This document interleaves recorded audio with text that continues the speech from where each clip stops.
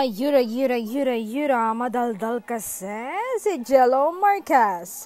Lagot, Jello, nadala sa isang interview, say niya, sila naman talaga, hindi work lang na sinasabi nyo. Yan ang kinakilig ng mga tao. Nang madalas ang aktor, ibinuking niya ang kaibigan niyang sina Donnie at Belle na very private sila sa kanilang relationship.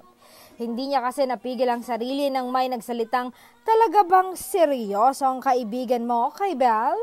Na tila nagalit siya doon kaya't dali-dali niyang sinagot o naman mahal nila ang isa't isa.